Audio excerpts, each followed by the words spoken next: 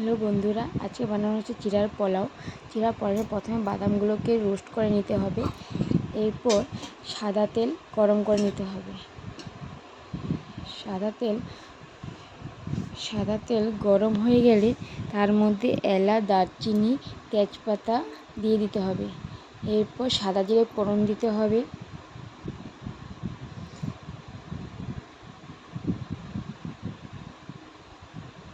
এরপর পেঁয়াজ কুচি, কাঁচা লঙ্কা কুচি দিয়ে ভালো করে ভেজে নিতে হবে। যখন পেঁয়াজটা হালকা লাল লাল হয়ে যায়, যতক্ষণ না হবে ততক্ষণ অবধি ভেজে নিতে হবে। এরপর দেখুন বন্ধুরা, পেঁয়াজগুলো হালকা লাল হয়ে এসেছে। এরপর কারি পাতা দিতে হবে অল্প। এরপর ভিজিয়ে রাখা চিড়েগুলো দিয়ে দিতে হবে। আমি এখানে এক বাটি চিড়ে নিয়ে 10 মিনিট আগে ভিজিয়ে রেখেছি। আপনাদের পরিমাণ অনুযায়ী চিড়ে নিয়ে নেবেন। এরপর চিড়েগুলোকে ধুয়ে দিয়ে দিতে হবে। চিড়েগুলো দিয়ে অল্প নাড়িয়ে নেবেন।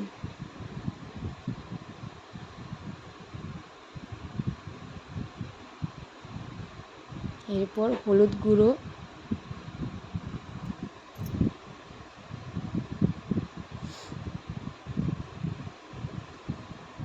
পরিমাণ অনুযায়ী নুন দিয়ে ভালো করে নাড়িয়ে নেবেন।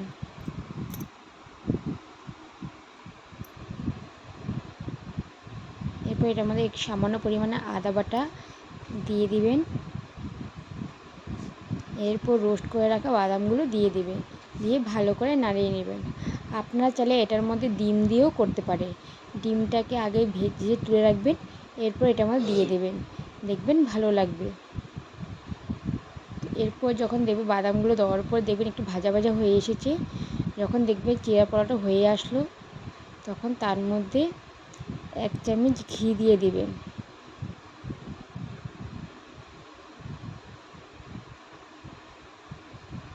দেখুন আমি একটু ঘি দিয়েছি। এরপর অল্প সামান্য পরিমাণে চিনি দিয়েছি। আপনারা চাইলে চিনি দিতেও পারেন, আবার নাও দিতে পারেন। এরপর নাড়িয়ে নেবেন। যখন হয়ে যাবে তখন গ্যাসটা অফ করে এইভাবে প্লেটে সার্ভ করে নেবেন। দেখুন বন্ধুরা, কি সুন্দর হয়েছে দেখতে, কত ভালো লাগছে। আপনারা চাইলে কেউ আসলে ছটফট করে এই রান্নাটা বানিয়ে দিয়ে দিবেন, দেখবেন ভালো লাগবে।